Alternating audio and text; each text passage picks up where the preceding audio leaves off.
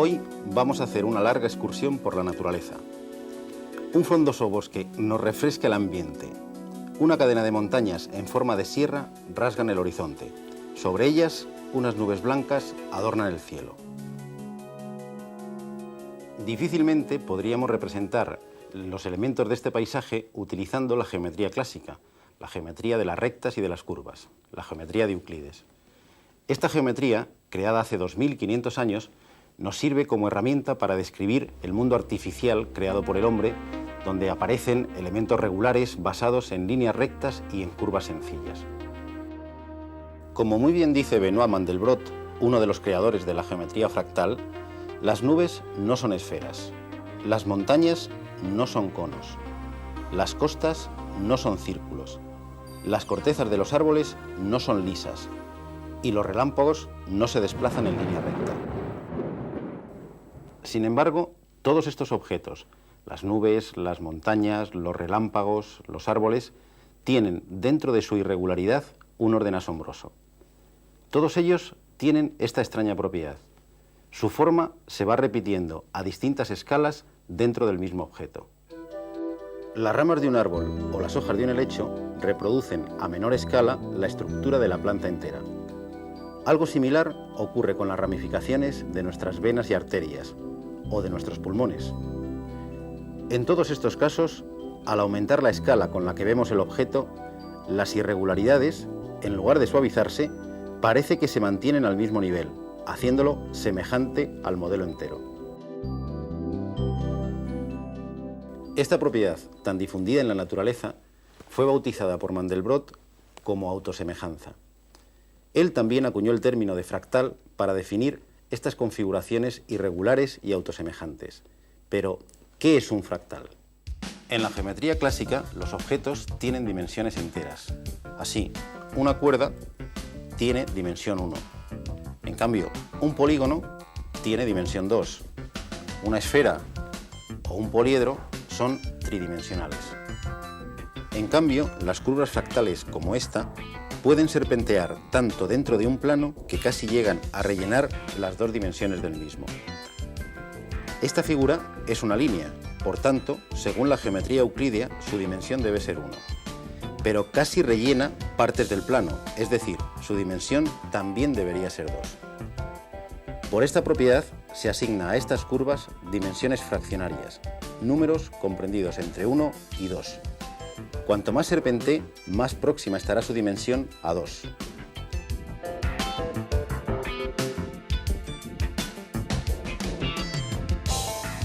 Esta otra curva, denominada de Hilbert, llega a llenar todo el plano. Su dimensión es 2. El primer problema que nos plantean los objetos fractales es determinar su longitud. Pensemos en la ladera de una montaña, y en un excursionista y en una hormiga que van a subir a la cima. Los obstáculos que se encuentran ambos son semejantes. Lo que para el excursionista es una gran roca que hay que bordear, para la hormiga puede ser un grano de arena, pero también lo tiene que bordear. Si midiésemos la longitud del camino recorrido por el hombre y por la hormiga, aunque en apariencia es el mismo, los resultados serían muy distintos. La longitud no es la misma medida a escala de 1 metro, el paso de un hombre, que a escala de 1 milímetro, el paso de una hormiga. El concepto claro y nítido de longitud, válido para objetos de dimensión entera, no tiene el mismo sentido para objetos fractales.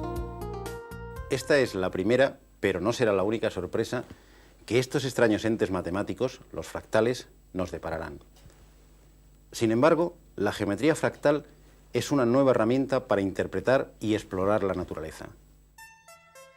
A principios de siglo, Koch presentó en sociedad una inquietante curva, que desde entonces se conoce como copo de nieve de Koch. Lo curioso, y esto va a ser común en casi todos los fractales, es que es fácil obtenerla mediante un simple proceso de iteración. Partimos de un triángulo equilátero. De cada uno de sus lados quitamos la tercera parte del centro y levantamos sobre ella otro triángulo equilátero. Repetimos el proceso indefinidamente. Con unos pocos pasos obtenemos una curva extraña. Si ampliamos una de sus partes, mantiene la misma apariencia. Es autosemejante. El contorno es verdaderamente intrincado. Entre dos puntos, por muy próximos que estén, hay infinitos zigzags, es decir, la longitud entre dos puntos es infinita y, sin embargo, la curva encierra un área limitada, 1,6 veces la del triángulo original. La dimensión fractal de esta curva es 1,2618. Para los muy interesados, esta dimensión se obtiene al dividir logaritmo de 4 entre logaritmo de 3. No es de extrañar que los matemáticos de principio de siglo llamasen a esta curva y a otras similares monstruos matemáticos. Sin embargo, podemos observar que este contorno se parece más a una línea de costa que una línea recta. La similitud de un litoral con esta curva u otras curvas fractales de distinta dimensión ha permitido medir lo accidentado de una costa mediante la dimensión fractal de una curva que se le asemeje. Por procedimientos análogos y utilizando superficies fractales en lugar de curvas, se puede determinar el nivel de rugosidad de la superficie de los planetas. Así, la superficie terrestre tiene una dimensión fractal de 2,1. En cambio, la dimensión fractal de Marte es de 2,4. Es decir, Marte es bastante más accidentado que nuestro planeta. La iteración está en el principio de toda la geometría fractal. Como vimos en la curva de Koch, iterar consiste en aplicar repetidamente un mismo procedimiento geométrico o una misma función al resultado obtenido de la etapa anterior. Veamos cómo funciona en este otro objeto fractal, el triángulo de Sierpinski. Partimos de un triángulo equilátero y recortamos el triángulo formado al unir los puntos medios de sus lados. El primer paso es este. Repetimos el proceso en los tres triángulos que nos han quedado. Y repetiríamos el proceso indefinidamente. Obtendremos así una criba con infinitos agujeros, cuya área será 0 y que tiene una dimensión fractal de logaritmo de 3 partido por logaritmo de 2, es decir, 1,58. Este proceso de iteración se puede aplicar bien a objetos geométricos o bien a números mediante funciones sencillas. En el fondo, se trata exclusivamente de hacer miles o millones de veces las mismas operaciones, en las que el dato de partida de cada paso es el resultado obtenido en el paso anterior. Y esto es lo que realizan a la perfección los ordenadores. Gaston Julia, matemático francés, estudió las iteraciones de funciones sencillas como esta, donde c es una constante. Pero en lugar de utilizar números reales, usó números complejos.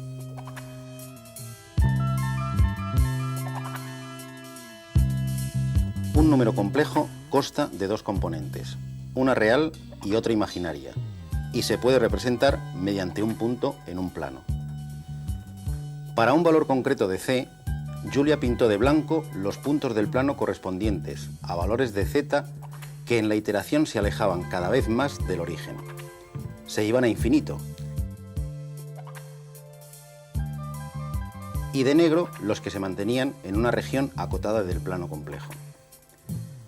Pensaba Julia que la frontera debía ser una línea simple. Sin embargo, ¿cuál no sería su sorpresa cuando sobre su papel, pensemos que esto ocurría durante la Primera Guerra Mundial y aún no había ordenadores, fueron apareciendo figuras extrañas de una complicada belleza? La geometría euclídea no servía para describirlas. Mandelbrot descubrió en 1979, y utilizando ya ordenadores, que iterando la misma función podía generar en el plano complejo una especie de mapa de todos los conjuntos de Julia, el famoso conjunto de Mandelbrot. Este fractal, probablemente el objeto más complicado de las matemáticas, es un conjunto de puntos del plano complejo. Cada punto está coloreado de un color distinto en función del número de iteraciones que hay que realizar para garantizar que el resultado está acotado. La rugosidad de la frontera, lejos de suavizarse al hacer sucesivas ampliaciones, nos muestra unas formas cada vez más complicadas y atrayentes, que de vez en cuando nos reproducen el original. La exploración de todos los detalles de este magnífico objeto fractal nos podría llevar toda una vida.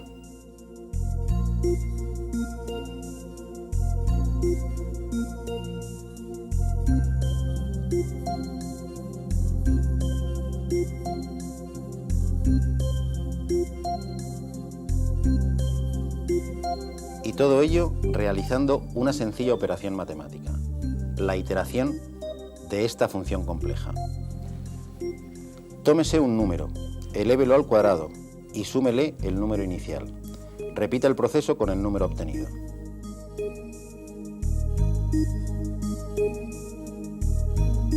En las 2 últimas décadas, miles de matemáticos y de informáticos se han dedicado a iterar otras funciones, obteniendo un espectacular muestrario de figuras fractales, muchas de las cuales nos recuerdan de una forma increíble a objetos de la naturaleza. Michael Barclay consiguió mediante un sencillo programa una réplica casi exacta de una hoja de helecho. Hoy, con un simple ordenador personal, podemos jugar a ingenieros genéticos generando simulaciones de las ramificaciones de nuestras propias plantas o creando nuestros propios paisajes fractales.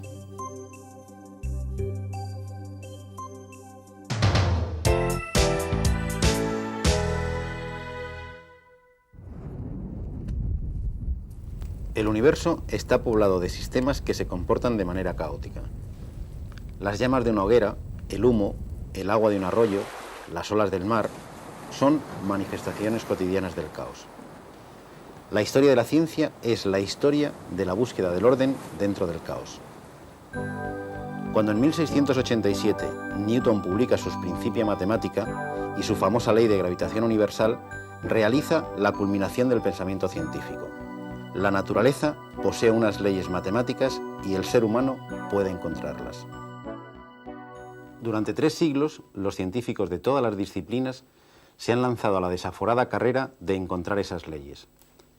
Pensaban que el universo se comportaba como un mecanismo de relojería y que las ecuaciones diferenciales podrían predecir el estado de un sistema conociendo las condiciones iniciales. Las leyes de Newton nos permiten descifrar la órbita de la Tierra alrededor del Sol y predecir los eclipses. Incluso nos han permitido viajar a la Luna o mandar sondas hasta los confines del sistema solar.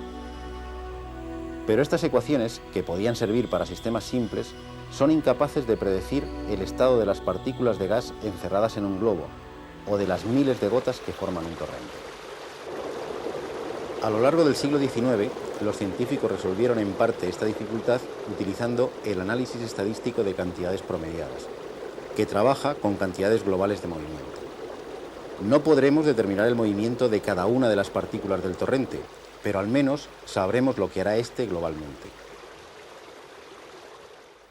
A principios de siglo coexistían 2 paradigmas científicos: el determinista, que se utilizaba para sistemas simples con pocas partículas y que utilizaba ecuaciones diferenciales, y el estadístico para sistemas complejos formados por muchas partículas con muchos grados de libertad en el que reina el azar.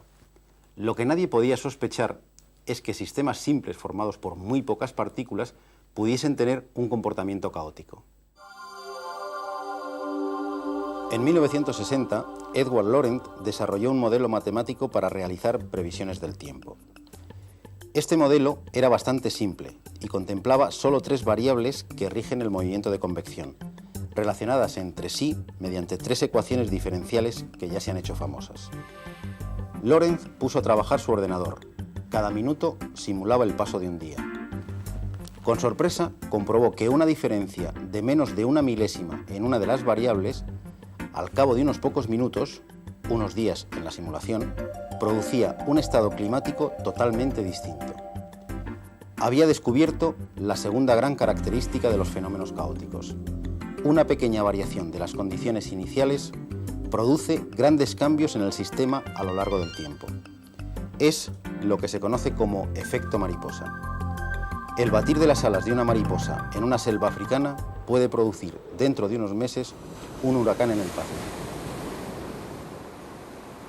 La primera característica del caos es que es impredecible a largo plazo. Pero incluso en los fenómenos caóticos aparecen ciertas regularidades, es decir, un cierto orden. Este orden se investiga mediante el espacio de fases del sistema. Este espacio de fases es como la radiografía del sistema. Cada punto representa al sistema en su conjunto en un momento dado. Aparecen ciertos atractores a los que se acerca el sistema. Lorenz descubrió uno de ellos para su modelo climático, conocido como mariposa de Lorenz. Ustedes podrían pensar que los fenómenos caóticos son cosas que solo afectan a los matemáticos o a los físicos. Por desgracia o por suerte, los sistemas caóticos aparecen en los lugares más dispares. La evolución de una epidemia, el desarrollo de la población de una determinada especie animal en un ecosistema cerrado, las reacciones de la bolsa y de la economía en general, nuestra atmósfera y hasta el sistema solar son sistemas caóticos. Newton se hubiera llevado un gran disgusto si hubiese conocido el hecho, demostrado por el matemático francés Poincaré a principios de este siglo, de que incluso un sistema formado por solo 3 cuerpos es caótico.